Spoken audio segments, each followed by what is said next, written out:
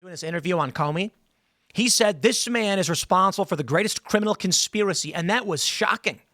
Because if you're the head of the FBI and you're outright saying, I will say you committed this crime, you better damn well be able to prove it. Because when it comes to jury selection, they're going to claim the jury pool could be tainted. I doubt the intention with all of this is to do something like that. I think the point is they're going to war. With a criminal investigation into Brennan and Comey already underway, and now these statements about a treasonous conspiracy and a coup against the government of the United States by the DNI, holy crap, ladies and gentlemen. Now, part of me wants to say, I will not be surprised if we are all let down. Seriously. But these are major accusations against Obama. Fox News reports DNI Tulsi Gabbard detailed striking findings from declassified documents on Friday, claiming to show overwhelming evidence that the Obama-era cabal laid the groundwork for what would be the years-long Trump-Russia collusion probe. Quote, the implications of this are frankly nothing short of historic, Gabbard said on Sunday Morning Futures. Over 100 documents that we released on Friday really detail and provide evidence of how this treasonous conspiracy was directed by President Obama just weeks before he was due to leave office after Trump had already gotten elected. This is not a Democrat or Republican issue. This is an issue that is so serious it should concern every single American because it has to do with the integrity of our democratic republic. Documents shared by Gabbard's office claimed that before the 2016 election, there was no evidence showing Russia tried to directly alter vote counts. However, members of the intelligence community later suggested that Russian President Vladimir Putin wanted to help Trump win. Gabbard argues the narrative shift was politically motivated rather than based on new findings. Quote, creating this piece of manufactured intelligence that claims that Russia had helped Donald Trump get elected contradicted every other assessment that had been made previously in the months leading up to the election that said exactly the opposite, that Russia had neither the intent nor the capability to try to hack the United States election. So the effect of what President Obama and his senior national security team did was to subvert the will of the American people, undermining our democratic republic and enacting what would be essentially a years-long coup against President Trump, who was duly elected by the American people. Now we have this clip. I'll just roll tape. Leading up to the November 2016 election, the intelligence community agreed that there was no intelligence that reflected that Russia was trying to hack the election in favor of either candidate. The evidence showed, the intelligence showed that, again, Russia did not have either the intent nor the capability to be able to impact the outcome of the United States election. So it was very striking when we look back again at the documents that I declassified and released that shows there was a shift.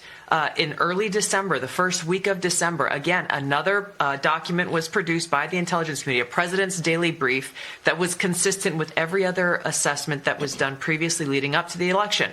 Russia did not, this is after the election now, did not attempt to affect the outcome of the American election.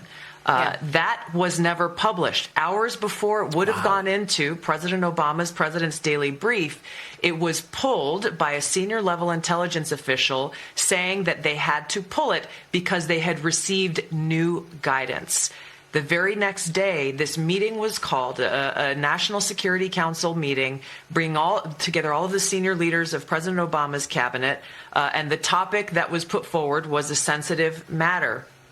The tasks that came out of that meeting was coming from President Obama directing the intelligence community, then Obama's ODNI director Clapper, to produce a document, to produce an intelligence assessment that detailed not if, but how Moscow affected the outcome of the election that had already occurred, electing Donald Trump to the presidency.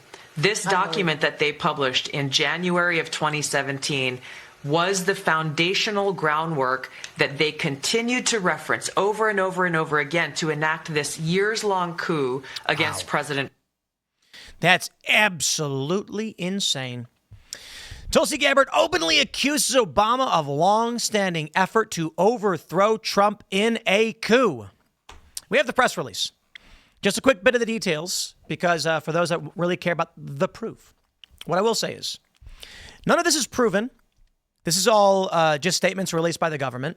Most of us know of this story from various reports that have come out over the past several years. And I would say the preponderance of evidence suggests that it is true, but we don't know for sure. So I would like to see arrests, criminal charges. I'd like to see trials and evidence presented that we can actually, they'll actually confirm all of these things are in fact correct. So we know this. Tulsi just made all these statements, but here it is. I'll just display from the screen. I don't need to read it again. Maybe the third time we've gone over this. But my friends, the simple version is Russia had some light meddling. That's what the Senate concluded. But there was no direct effort to alter the outcome of the election. That's not what they were claiming. They used this as a means to accuse Trump of being a traitor to his country when Trump had done nothing wrong. It's quite terrifying, isn't it? They said that Donald Trump may have been a Soviet, I should say, Jonathan Chait on MSNBC, said that Donald Trump may have been a Soviet asset. Soviet. I'm not Soviet. Well, he didn't say Soviet, to be fair. He said a Russian agent since the 80s, which would imply the Soviets. That's how insane these people were. The penalty, of course, for this, as most of you know. So when they claimed Trump was secretly a puppet of the Russians to undermine his presidency, they were doing this for Congress. They were doing it for the midterms. They were doing it to undermine any agenda item he may have. When he called Ukraine, legitimately wondering why Joe Biden was engaged in an illegal quid pro quo, they accused him of the quid pro quo and then impeached him for it. A years-long Mueller investigation, which was all fake, wasted taxpayer dollars, meant to undermine and overthrow Donald Trump's presidency. Now, I say this, my friends. This is very clearly, at bare minimum, a seditious conspiracy, an attempt by Obama, according to the evidence that Gabbard has released so far. It was an attempt to stage a coup and overthrow this country with the use of force through the illegitimate use of law enforcement. I do love how I covered this in the morning. Our AI friends simply say, no, it's not seditious because as long as the force you're using to overthrow a government is disguised as law enforcement, it's legal. That's what Grok actually claims. Now, maybe it says there's some other crime like obstruction or witness tampering, but no conspiracy, no sedition. I don't care. What matters is the will of the people. And the question is, will the people actually get some criminal charges and indictments? Based on everything we've seen, it would be very difficult for the Trump administration to not have some arrests. To come out the way Tulsi Gabbard did, saying treason, and then imagine if by the end of the summer, they're just like, yeah, we're not going after these guys. Talk about setting yourself on fire. Worse than the Epstein list. Check this out from Como News. Former FBI special agent extremely happy. Comey and Brennan under investigation. So this has all slowly been rolling out. About a week ago, we got word that Comey and Brennan, high-profile IC guys, were being investigated for corruption. Check this out. A new report claimed the DOJ might appoint a special prosecutor for a possible criminal grand jury conspiracy case as the investigation continues into former FBI Director James Comey and former CIA Director John Brennan. It appears this may be the case. FBI Director Kash Patel recently called the Russian collusion hoax the biggest political criminal scheme ever perpetrated by portions of the FBI leadership and other elements of the intelligence community. Former FBI Special Agent in Charge, Jody Weiss, said he couldn't be happier the investigation into Comey and Brennan was launched. Quote, you look back at what was going on in the FBI starting in 2016 with these cases and the way they approached General Michael Flynn, Crossfire Hurricane, the Russian collusion case. Then moving to the raid on Mar-a-Lago, the lawfare that came after President Trump. This is outrageous. And then you've had the arrogance of these two individuals, Comey and Brennan. It was unbelievable. So I'm extremely happy that someone is looking into this. Weiss said Tuesday during a one-on-one interview with the National News Desk's Jan Jeffcoat. The investigation comes following a recent release of a review by current CIA Director John Ratcliffe, criticizing the investigation into Russian interference in the 2016 presidential campaign. Ratcliffe said the original assessment was conducted through an atypical and corrupt process under the politically charged environments of former Director Brennan and former FBI Director Comey. Both Brennan and Comey are now under fire for allegedly making false statements to Congress about the investigation and the decision to examine claims in a Steele dossier from a former British spy. The dossier alleged coordination between the Russian government and the Trump campaign. And then, of course, one of my favorite stories. Kash Patel, quote, "You know, the FBI is bigger than any leader it's ever had or ever will have," Patel said about the Post. "And James Comey is a private citizen, and he can walk around the beach and talk about seashells and Crayola crayons for all I care about, and talk about how we're the conspiracy theorists. But I'll remind the American people of one thing. When that man was the leader of the FBI, he perpetrated the largest criminal conspiracy, packaged political information from overseas, took it to a federal FISA court, and illegally surveilled a political opponent. So I won't be lectured on how to run this FBI from that man." Let's go. This is what we want to see. Now, I can already see the comments. Everyone's saying, Epstein. He's covering up Epstein. I'm going to say a couple things. I want the Epstein files, right? Not the evidence released, okay? The files that they're not prosecuting. I want to know how this story came to be and why they've taken the path that they've taken. But I will say this. Right now, we've got two different major criminal conspiracies. Two of them. Democrats would give you neither. Right? They would perpetrate both of them upon you. The Obama treasonous conspiracy, as Tulsi Gabbard called it. And, of course, the Epstein conspiracy. They covered that up all the same. Under the Trump administration, we're not getting answers on Epstein. Trump has ordered the release of certain files, grand jury testimony. And we are getting a look into Crossfire Hurricane and the scam and the criminal conspiracy from Democrats. So I will not be derailed from one of the most serious political conspiracies in the history of this country and the efforts we are making right now. I'm not going to abandon the Epstein story. I recognize what people are saying with distraction, but guys, I'm also not going to get distracted from this. It's a coin toss, right? Both stories are extremely important. And right now, I want answers as to either of them. So if they're focused on this and it benefits them, I guess that's too bad. I'm not going to try and sink the administration when they're currently investigating something that we want to happen. Now, you may say, this is smoke and mirrors. They're never going to arrest these guys. Okay, we'll give it a few months. If we don't see the results, then we just keep applying the pressure as we always do. The Epstein story's never gone away. It's always been there. It's bigger now than ever. Good. And we'll make sure that's the case. And at the same time, I want to see arrests of these criminals. Molly Hemingway had this post on the 20th. This is really fascinating. She tweeted, "I missed this from Brennan's book. Good on Senator McConnell for sensing what was up during his private briefing from Brennan." Here's what Brennan wrote. McConnell entered the conference room with his usual poker face and sat down at the table. "Okay, what's up?" he said. "I walked through the same points I had used in my other sessions, highlighting the fact that Russian activities were ongoing and that the CIA, FBI, NSA were attempting to uncover the full range of Russia's intelligence operations. When I concluded, McConnell stared at me and said dryly, 'One might say that the CIA and the Obama administration are making such claims in order to prevent Donald Trump from getting elected president.' I was completely gobsmacked by this comment.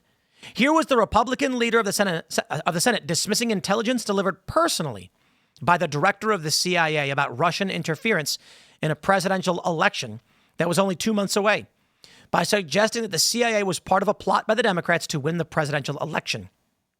McConnell showed his own strongly partisan political instincts.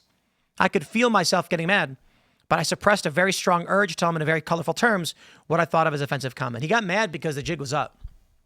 Brennan thought he could walk up to these members of Congress, tell them whatever he wanted them to hear, and they would just agree with him. But the jig is up. It didn't work. And you know what? He got angry about it. Because of that, we get to see what was actually going through his mind. So, all right. This is what they were engaged in. And this is where we currently are. Tulsi Gabbard calls for Obama to be prosecuted over 2016 election claims. That's right. And there's more. Not that one. Where's the other? Is it this? Nope. I got the story pulled up somewhere. Ex-FBI lawyer spared prison for altering Trump-Russia probe email. This is just one example I wanted to highlight about what they did. I talked about it a little bit this morning. They fabricated evidence against Carter Page, who was working for Trump's campaign, so that he would be criminally charged. He's not the only one. Papadopoulos, Flynn. I wonder about Manafort. Did you know that Politico reported that Ukraine was feeding documents to the Democrats that they leaked to get Manafort criminally charged and booted from Trump's campaign? And then, of course, my friends, this video, which I bring to you to enjoy. Donald Trump. Did Trump have Barack Obama arrested? And here's the video.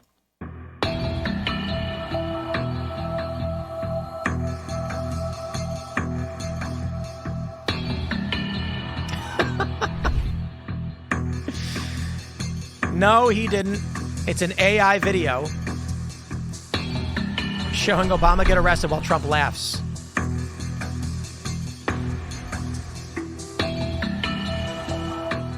No one, especially the president, is above the law. No one, especially the president, is above the law.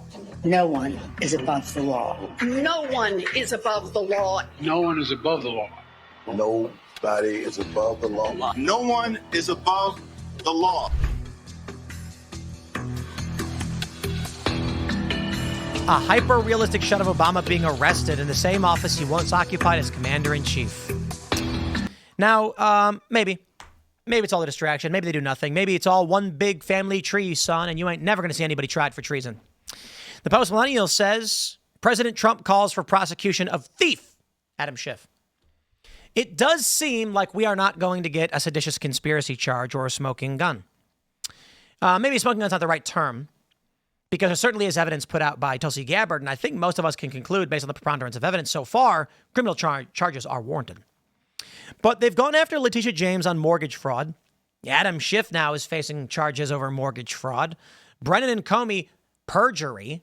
None of these are related to seditious conspiracy. That is an effort to overthrow this country. It's fascinating. I remember the story of the business plot, they called it. Is that what it was? Let me see if I can look this one up. The business plot. Indeed. Old Smedley Butler was approached. Several prominent businessmen, the White House putsch, and they said, "We want you to help us overthrow this country." And he said no, and he reported on it. The business plot, as it was. It's a political conspiracy, they say. Well, what does that mean? Were there any charges? Did anybody go to jail? I was talking to my friend Grok at AI, and it told me that this is not a seditious conspiracy. And so did ChatGPT. Because there was no use of force. Because overthrowing the government through phony law enforcement manipulation, coercion, and fabrication of evidence doesn't qualify as use of force. Not to the AI. Maybe. It's all about willpower, though. Does the Trump administration have the willpower to actually shut down this criminal conspiracy? Now, Tulsi called it treasonous. I disagree, as I often do. Treason is when you actually, to be fair, I think levying war against the United States might qualify as treason. Let's pull up treason and compare it to seditious conspiracy and have this conversation. Treason. Whoever owing allegiance to the U.S. levies war against them or adheres to their enemies, giving them aid and comfort within the United States or elsewhere, is guilty of treason. Let's pull up seditious conspiracy. So you can be charged with both seditious conspiracy and treason. If two or more persons in any state or territory or any place subject to the jurisdiction of the United States conspire to overthrow, put down, or destroy by force the government of the United States, or to levy war against them, or to oppose by force the authority thereof, or by force to prevent or hinder, but you get the point. I'd argue that we are dealing with right now a seditious conspiracy. Levy war, I think, means to raise arms against the government. Obama didn't necessarily do that. I think what we saw was an attempt to take this government down, to put it down. And the AI, all of them argue it's not a seditious conspiracy because force is required. But let me clarify here. And if the courts disagree, the courts are wrong. The law says conspire to overthrow.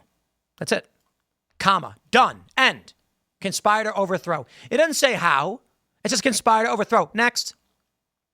put down. So if two or more persons, any state, let's do this. The reason you use commas is to isolate each individual clause, right? So we'll read it as though it's an individual clause. If two or more persons in any state or territory or in any place subject to the jurisdiction of the United States put down the government of the United States, conspire to overthrow the government of the United States, or to destroy by force the government of the United States. The reason why I say it reads like that is because the next clause puts by force in every individual clause, meaning of the clauses that are listed. Let's see. There's conspire to overthrow, put down, destroy by force, levy war, oppose by force the authority, by force prevent, or delay the execution of any law, by force seize, take, or possess. That's 10. They all have force in front of those statements. That means conspire to overthrow, seditious conspiracy. If we could not prosecute this as such, what are we doing as a nation? We literally have evidence now presented by the DNI and a statement from our government that a former president sought to overthrow these United States. You know, people say Tim Pool talks about civil war. He does. Does he indeed? But my friends, I don't know what we're living through, what we're dealing with. But let me just take the time travel test, as I love to take. Let's go back to 2015. And you're going to tell people that Donald Trump is going to get elected. He'll be accused by the intelligence apparatus under the Obama administration of colluding with Russia, for which he will face a years-long investigation and accusations that he was secretly working with the Russians going back to the 80s. Eventually, these will be thrown out, but he will be impeached after being accused of leveraging a quid pro quo and U.S. resources to Ukraine to get dirt on his political opponent, Joe Biden. Then, in 2020, when he loses after a massive pandemic erupts and there's widespread riots, the worst we saw in 50 years, about 1,600 plus people will storm the Capitol building, 600 or so violently and 1,000 or so bumbling around, but they will storm into the Capitol to shut down the election.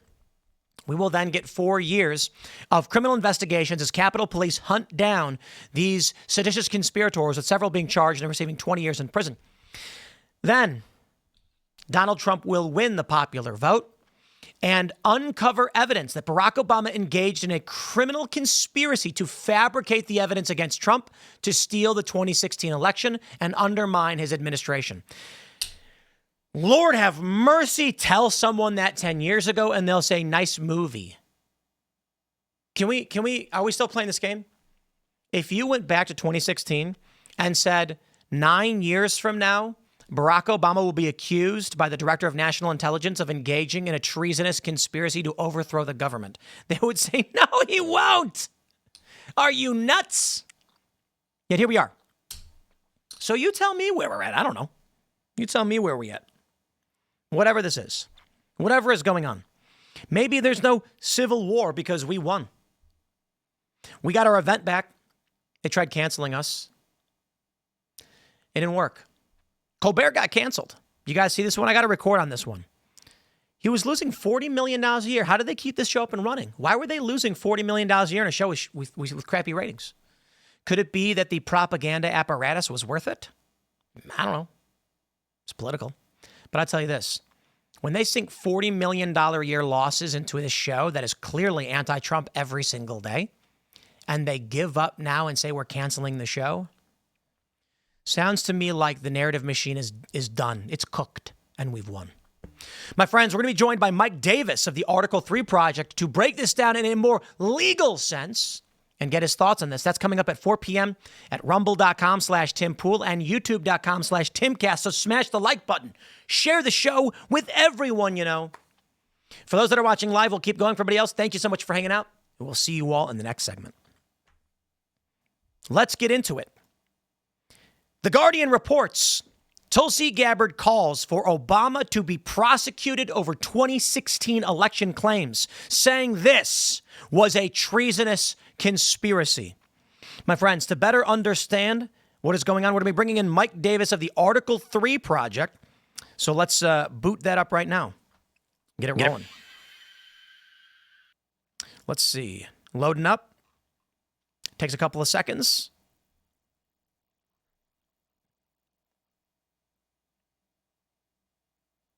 Here we go. And look, it's giving me some hiccups.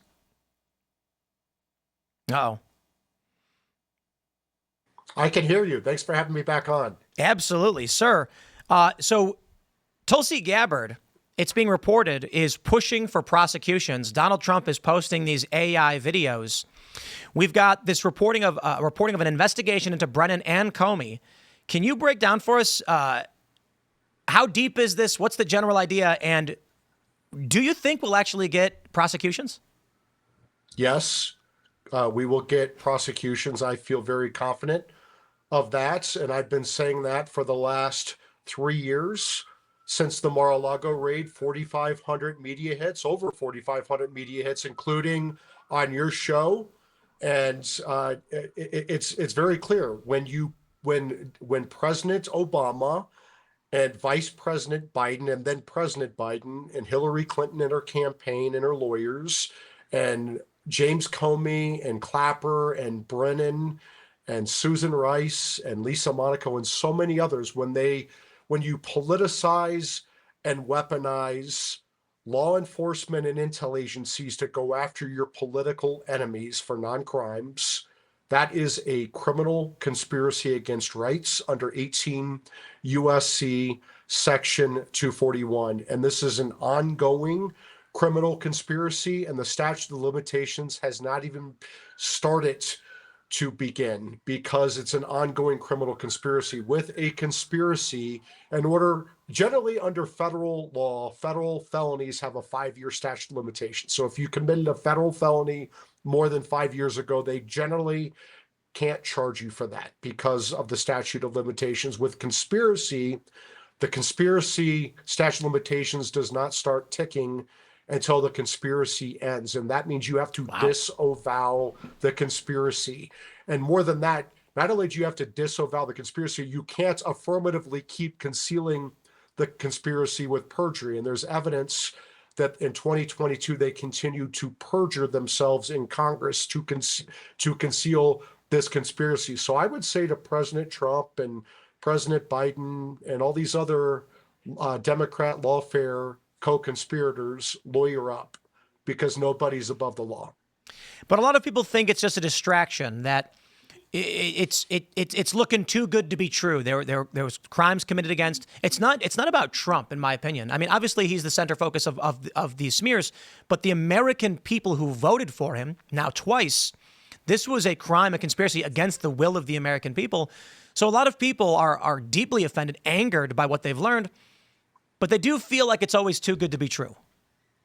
Yeah, I get that, but this is not the Trump 45 administration. President Trump had 4 years.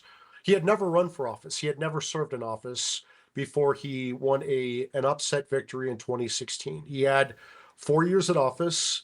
He had 4 years in the wilderness, where he faced 4 years of lawfare, unprecedented Republican lawfare. He's had 4 years to reflect. He is ready to govern and govern decisively on day one. Susie Wiles, his chief of staff, who's fantastic, has ice running through her veins.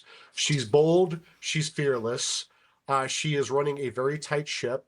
I know that a lot of people want to criticize the Trump 47 Justice Department on Epstein. I understand some of the criticism, but I'll tell you this. I work very closely with Pam Bondi and Todd Blanche and Amel Bovey and Chad Mizell and Harmeet Dillon and Kash Patel and Dan Bongino every day. These are bold and fearless people.